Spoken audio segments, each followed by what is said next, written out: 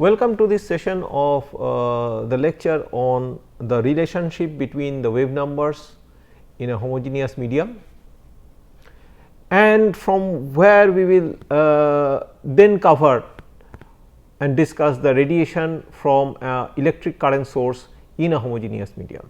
So, let us go to the lecture. So, let us look at the Helmholtz wave equation again. So, let us write it down again.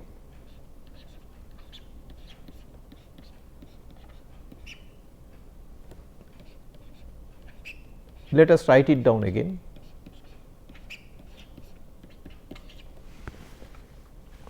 Now, writing this explicitly in terms of x, y, z variation,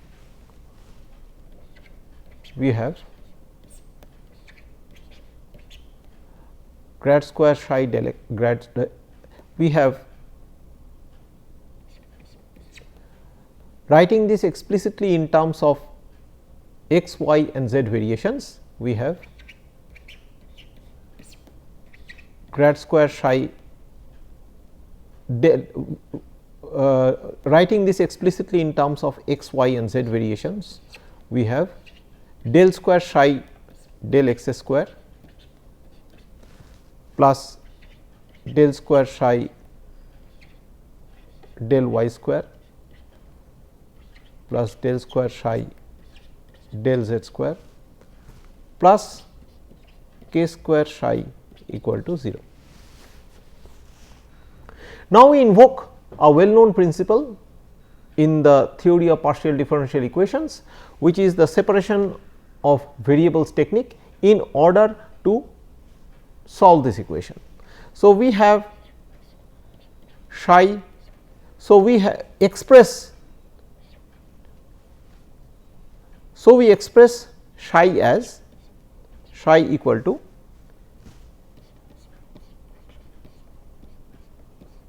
x x, y y, z z. So, capital X, capital Y and capital Z are the functions, the functional variations of psi, and small x, small y and small z are the coordinates.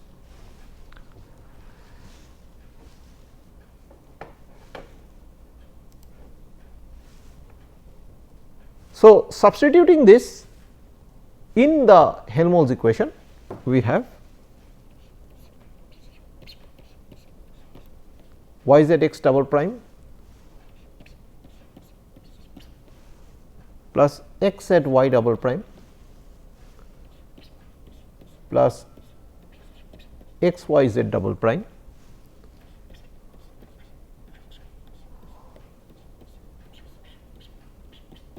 plus k square x y z is 0.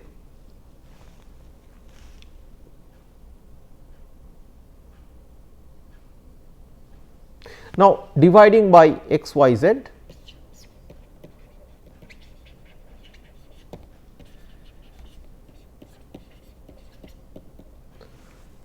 we have x double prime by x plus y double prime by y plus z double prime by z plus k square equal to 0, or we can write this as 1 by x d square x dx square plus 1 by y d square y dy square plus 1 by z d square z dz square plus k square equal to 0. We call this equation 13. Now, since each coordinate value can be independently varied, small x, small y, small z can be independently varied, 13 can sum up to 0 for all coordinate values small x, small y, small z, only if each of the 3 terms, which is 1 by capital X d square capital X dx square, or 1 by capital Y d square y dy square, or 1 by capital Z d square z dz square, each of these 3 terms are independent of x, y or z. Okay. That is the only way these 3 terms can add up to 0. That is the only way these 4 terms can add up to 0 for all small x, small y and small z, which can be arbitrary. Okay. So, this term will be independent of x, y, z, this term will be independent of x, y, z, and this term has to be independent of x, y, z. So, therefore, we can write 1 by x d square x dx square is minus k x square, 1 by y d square y dy square is minus k y square, 1 by y d square y dy square is minus k y square, and 1 by z d square z dz square is minus kz square.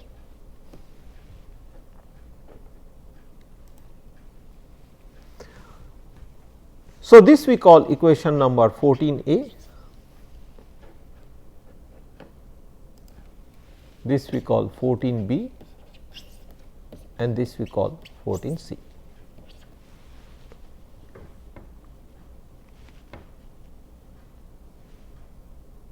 So, rearranging equations 14a, 14b, 14c yields the equation. So, rearranging equations 14a, 14b, 14c yields the equations d square x dx square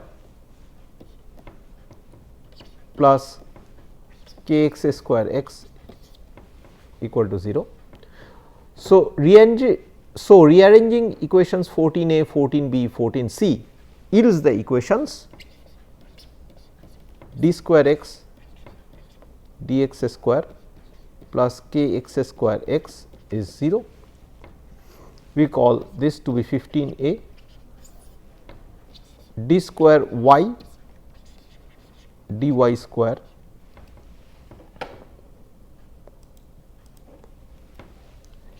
d square y dy square plus k y square y is 0. We call this 15b, and d square z dz square plus kz square z equal to 0. We call this 15c.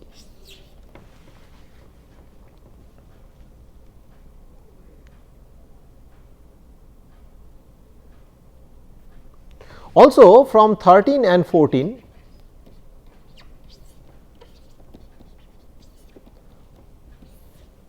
we have the relationship between k x, k y, k z and k.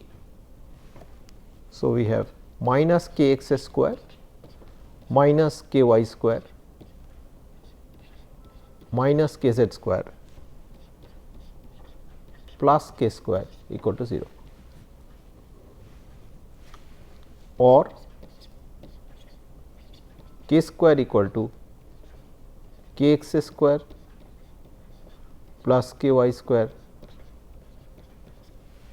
plus k z square. We call it equation number 16. This is called the separation equation.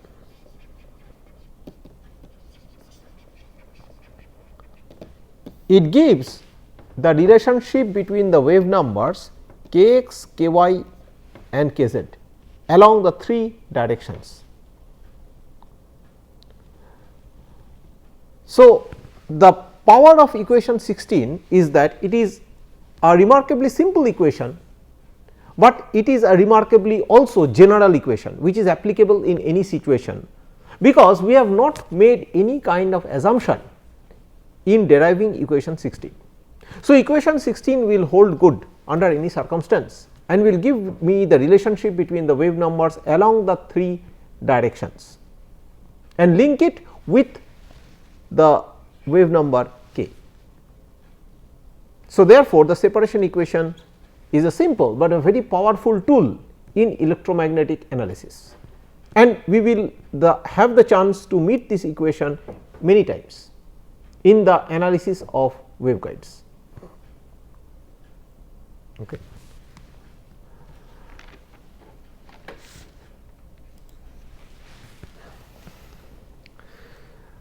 Now,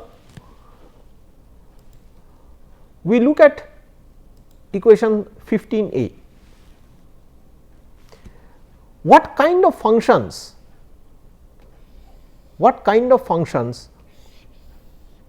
will be solutions to equation 15a? The solutions to equation 15a will be called harmonic functions. So, they are of the form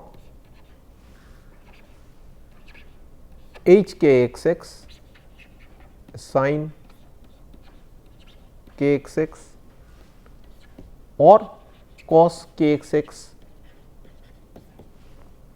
or e to the power plus minus j k x x.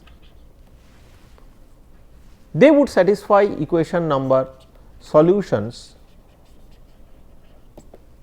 to 15a, and these are called harmonic functions.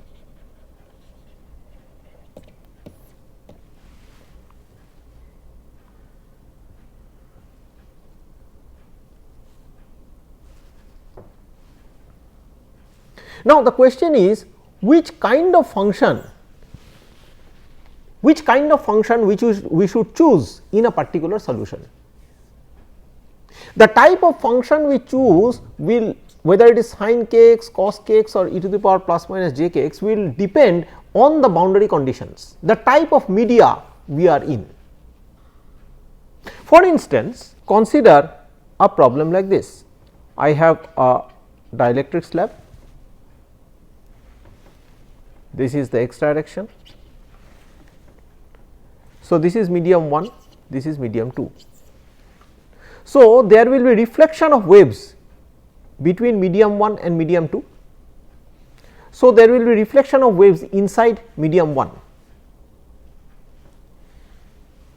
So, this medium has the wave number along the x direction as k x 1, this medium has the wave number k x 0, this is free space.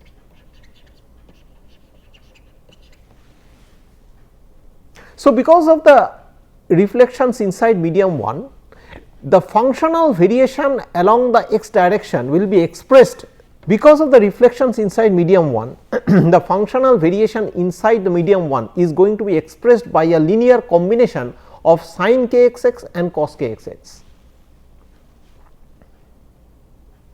Okay, so, here we have linear combinations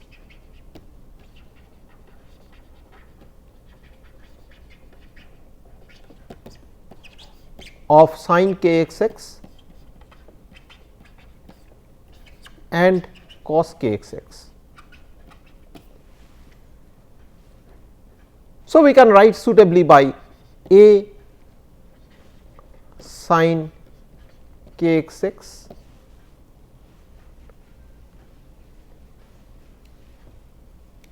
So, it will be linear combinations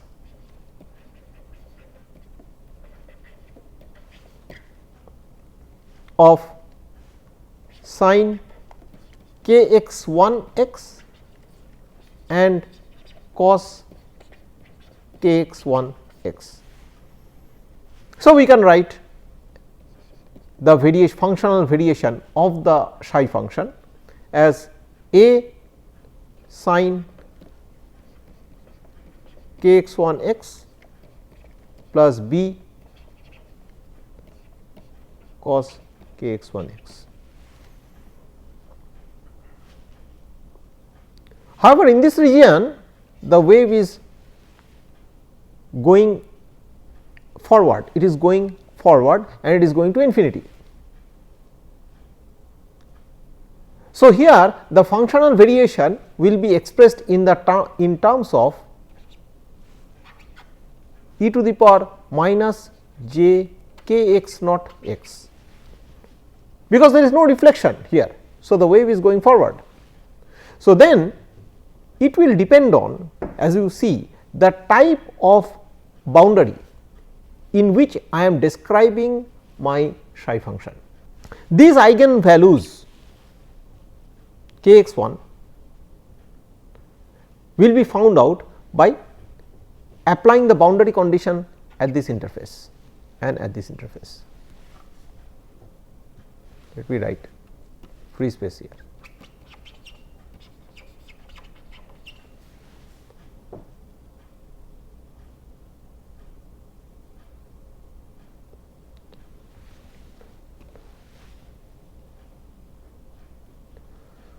So, this is an example which we will deal with more in the discussion of slab guides, how we find out the eigen values and how the harmonic functions are written.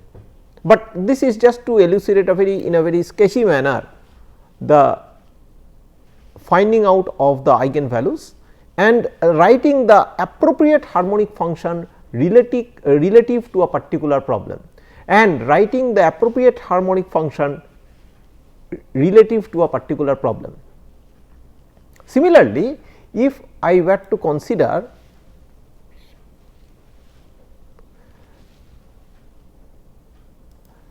if I have to consider the wave variation, the same problem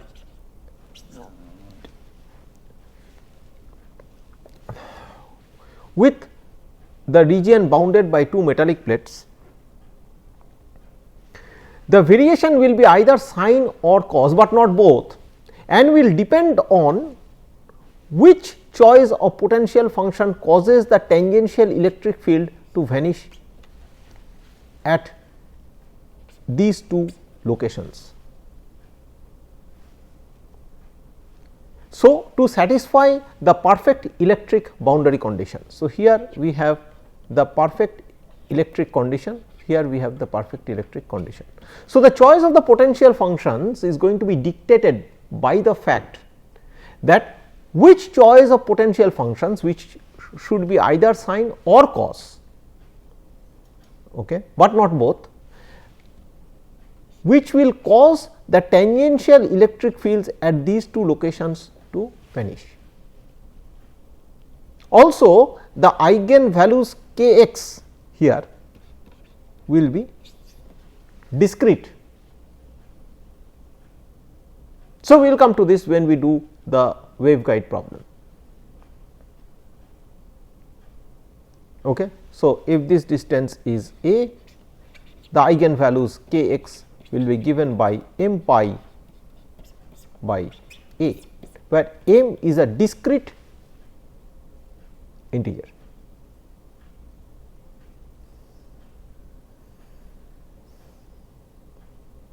Okay.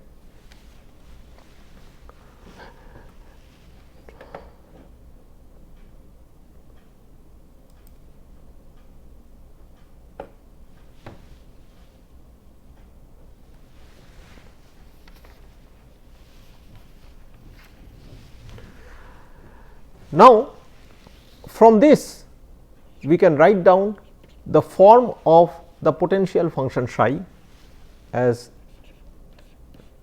h is, from this we write down the form of the potential function psi as psi is equal to h k x x, h k y y and h k z z. So, which should be equation 17.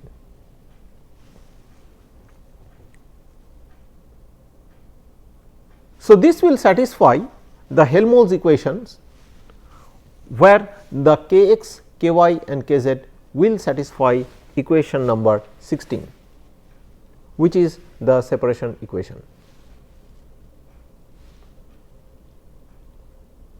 Okay. So, this is the way the solution to the wave equation comes, and it is expressed in terms of harmonic functions, and these harmonic functions are appropriately chosen depending on the medium of interest, the boundary condition surrounding the medium of interest, and whether there are internal reflections in the medium or whether the wave is going towards infinity.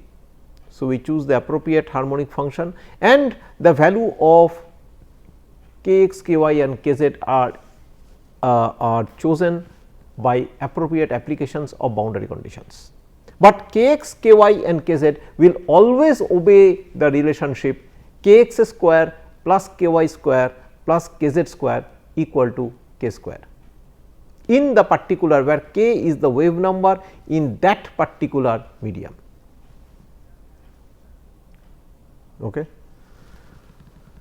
So, next we deal with the problem of radiation from an electric current source in a homogeneous medium.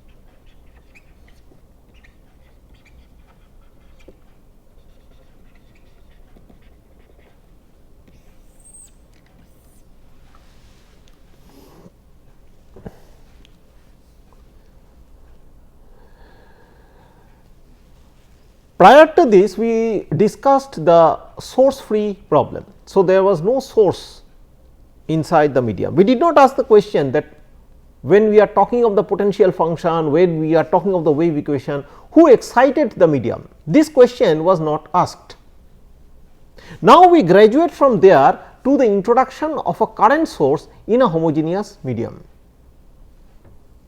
Now, when we introduce the current source in a homogeneous medium, our wave equations particularly read like this.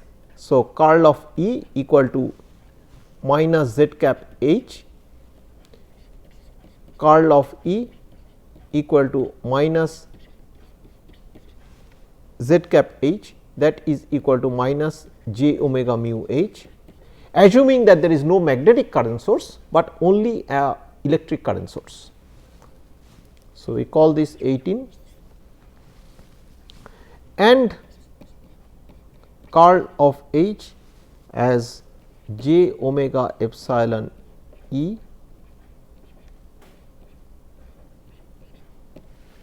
plus j. We call this equation 90. So, j is the current source. So, in this case the same trick we applied to in order to express the wave equations either in terms of E and H by direct substitution from one equation to the other will not hold good. Therefore, we follow the strategy of finding out what we call a potential, in this case a vector magnetic potential A, which is linked to the current source J, and from A we can find out the electric and magnetic fields. So, the direct computation of the electric and magnetic fields from the current source J is not possible. Therefore, we go through the via mediary of A. We first find out the vector magnetic potential A, let us call this the vector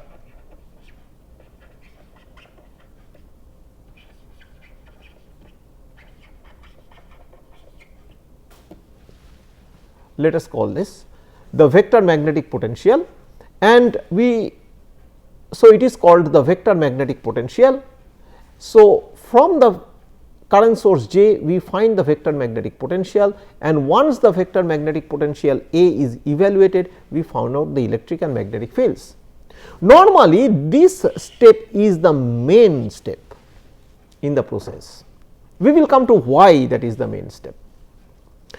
Once this step is formed, the electric and magnetic fields can be evaluated in a one shot process. It is a very easy step. So, these two steps take very little computation time. Either the computation of electric field or magnetic field after you have computed the vector potential A is very, very simple. It is a one step process, but this process is the main process which will take a lot of mathematical resource and computation. This is akin to what we do in the scalar domain.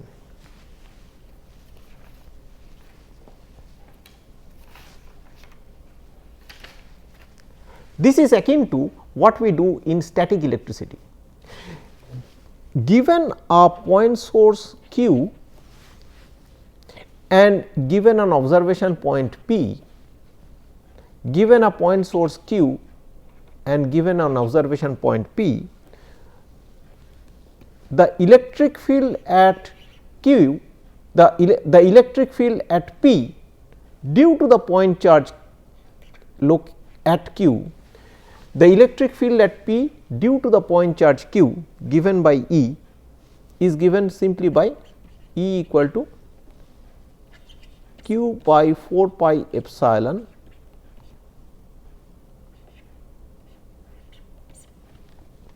is given by E is equal to Q by 4 pi epsilon r square. So, along the r vector. So, this is the distance r and this is the unit vector along the r direction. So, this is if I have a positive charge, then this electric field will be along this direction. So, this is the expression for the electric field. However, the problem is if there are more charges, let us say Q1, Q2, Q3, Q4, and if I have to find out the electric field at point P due to all these charges, then I have to do many such vector additions.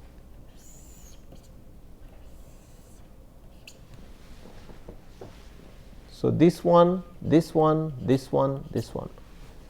The electric field at point P due to Q1 plus the electric field at point P due to Q2 plus the electric field at point P due to Q3 plus the electric field at point P due to Q4.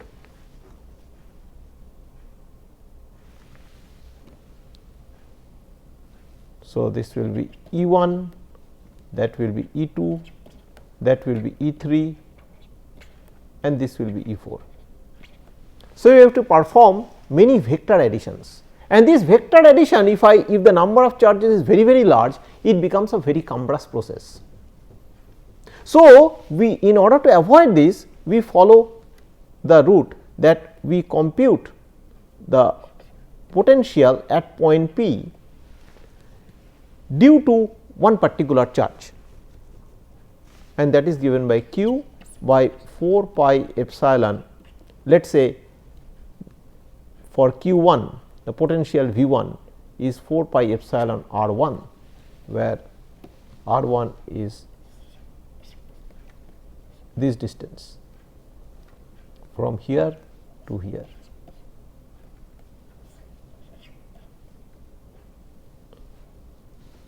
Let us rub this point.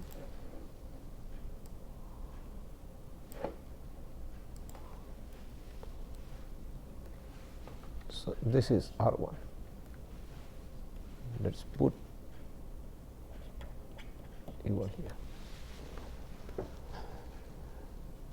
Similarly, we calculate the potential V2 q 2 by 4 pi epsilon r 2 and so on due to the other charges. And then we perform the summation of this, which is a scalar summation. So, this is a scalar summation, because these potentials are scalar quantities.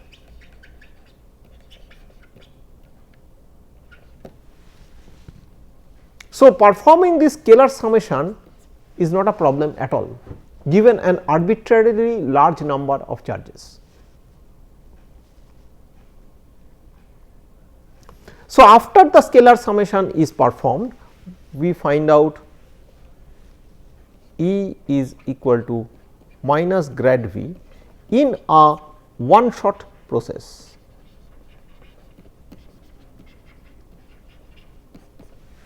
It is a very quick process. By one shot process is we mean it is a direct quick process.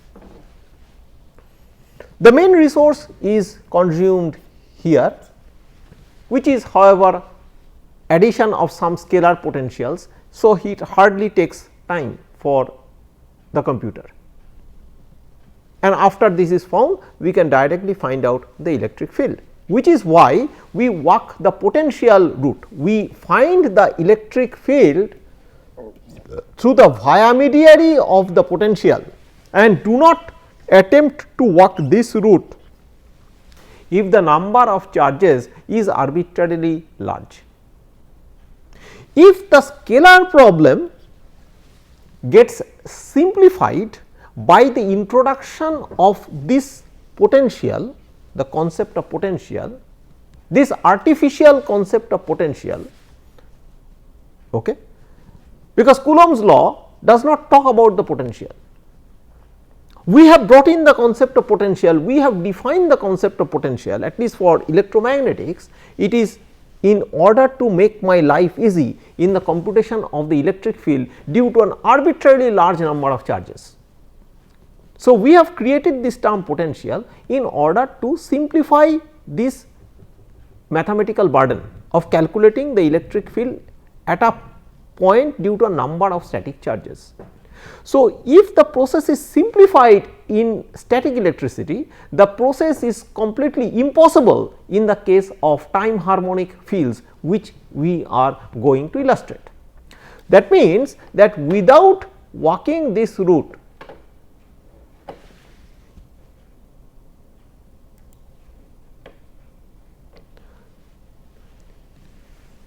that means that this route, the direct computation of electric field, is not at all possible. Okay. We always have to walk through the via mediary of the vector potential. In fact, if we have a electric current source, we find out A, and from which we are finding out E and H as we detailed. If we have a magnetic current source, we calculate the electric vector potential F,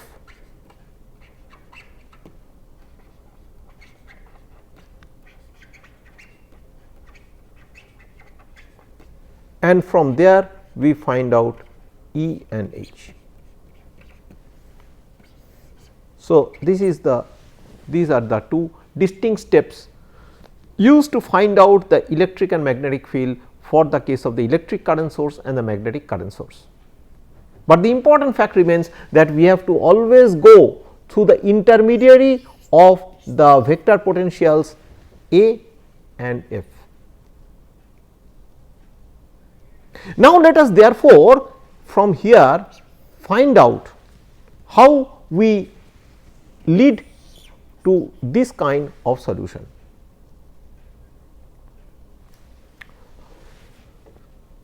So, for that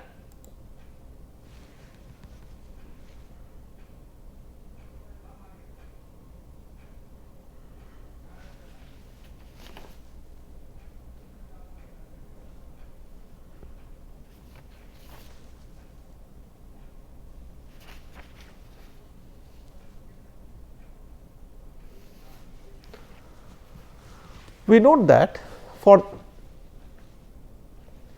now for that we note that divergence of divergence of curl of E equal to 0. Divergence of curl of any vector is 0 and therefore, divergence of H is 0. We can also argue that divergence of H is 0 anyway. So, therefore, H can be expressed as the curl of a vector. We call this vector the magnetic vector potential.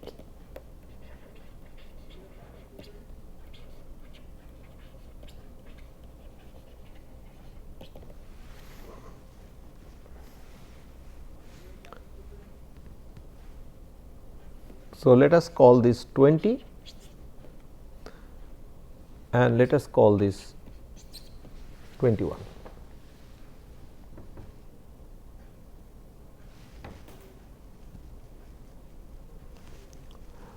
Now, we substitute 21 in 18.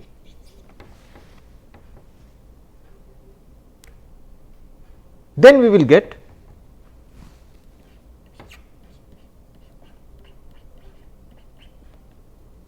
curl of E as minus j omega mu curl of A, or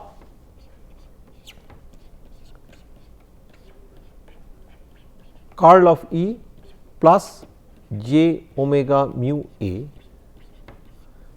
is 0.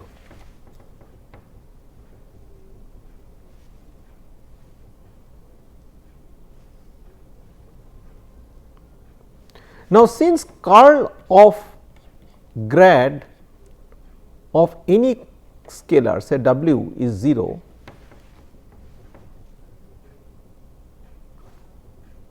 since this is true, therefore, E plus j omega mu A can be expressed as the gradient of a scalar. We call this the scalar electric potential.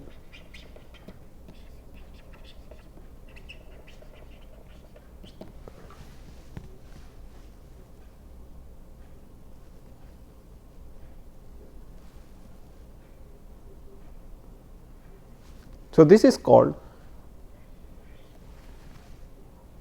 the scalar electric potential.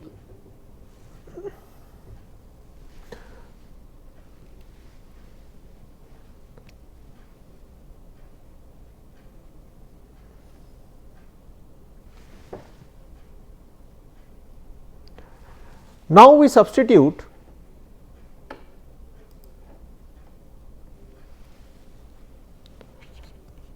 (21) and 22 to 19.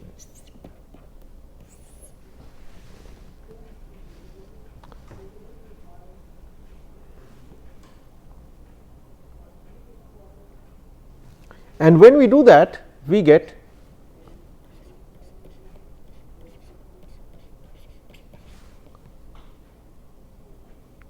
curl of A equal to j omega epsilon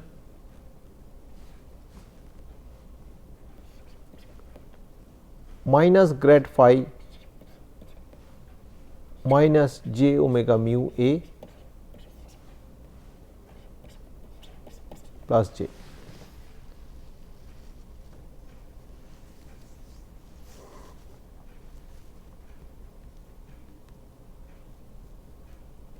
So, this can be further written as j omega epsilon grad of phi with a minus sign plus omega square mu epsilon A plus j, that is minus j omega epsilon grad of phi plus k square A plus j.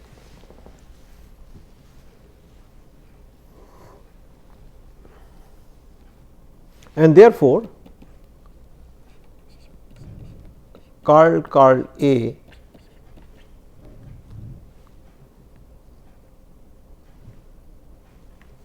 and therefore, curl A minus k square A equal to j minus j omega epsilon grad of phi.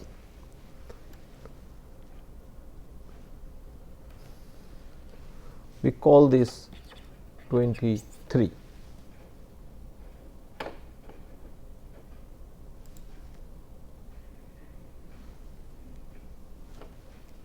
Let us call this equation 22.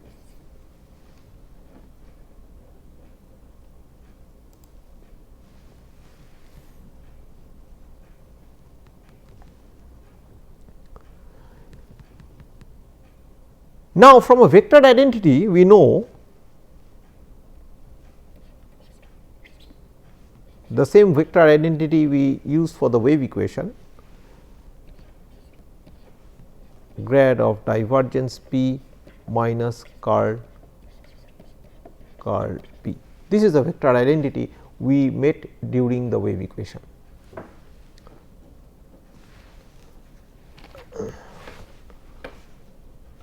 So, we call this equation 24.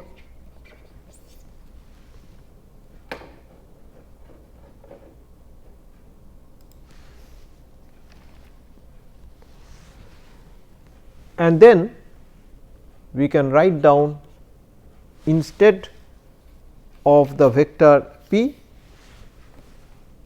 substituting P for A, curl A equal to grad of divergence A minus grad square A, that is 25.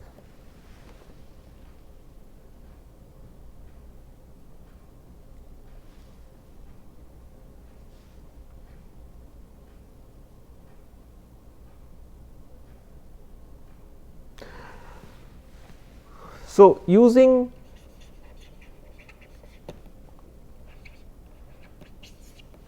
and 23,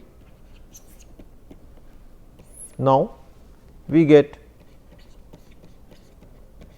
grad of divergence A minus grad square A minus k square A equal to j minus j omega epsilon grad of phi.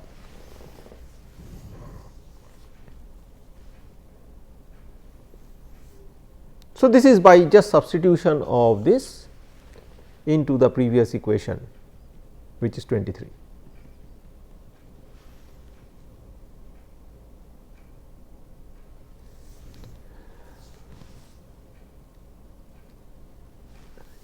Now, if you look at equation number 21,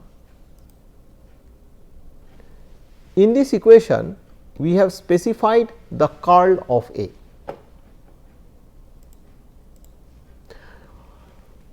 This is a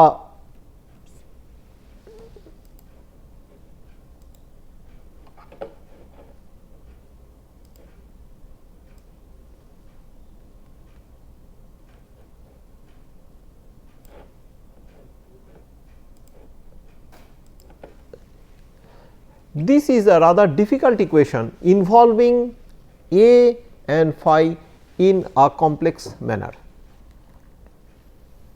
It is a single equation involving A and phi. So, we cannot proceed unless we find out a relationship between A and phi. Now, please remember that A, just like the scalar potential V in Coulomb's law, which we have defined, the scalar potential in Coulomb's law we have defined to suit our purpose. So, here also we have created this scalar potential A in order to suit our purpose. So, we are free to attribute to it any property which will help us to find out the electric and magnetic fields from the current source J. In this context, we have already specified what will be the curl of A. We have defined that H, in this context we have already defined that H is equal to curl of A. We have defined in the curl of A, but the divergence of A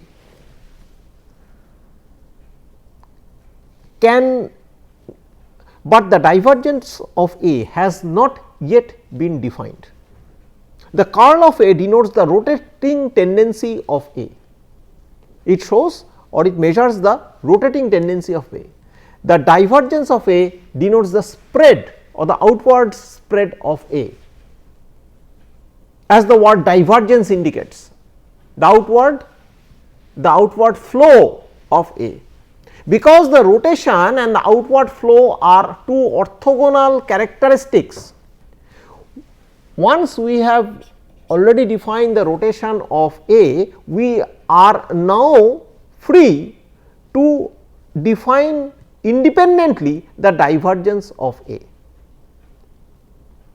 I repeat that again, because the rotation and the divergence are mutually orthogonal characteristics.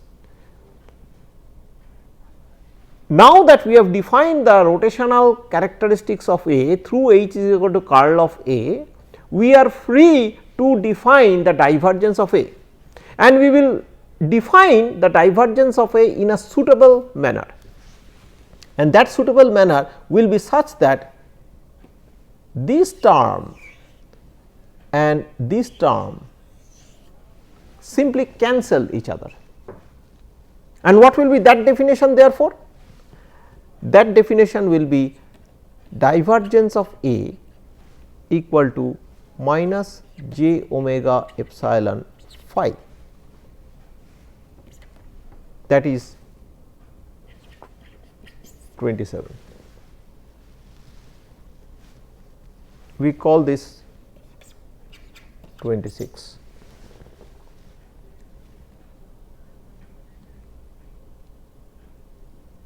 So, once divergence of A is defined in this way, immediately these two terms cancel, and therefore, we are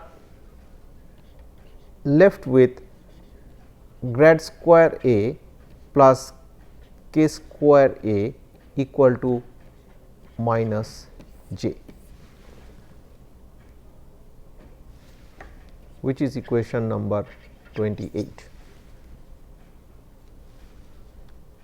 So, this is the Helmholtz equation involving the current source.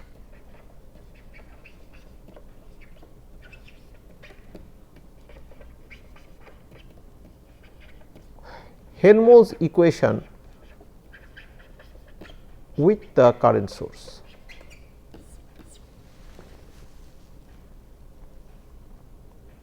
This is a very important equation in electromagnetics. Okay.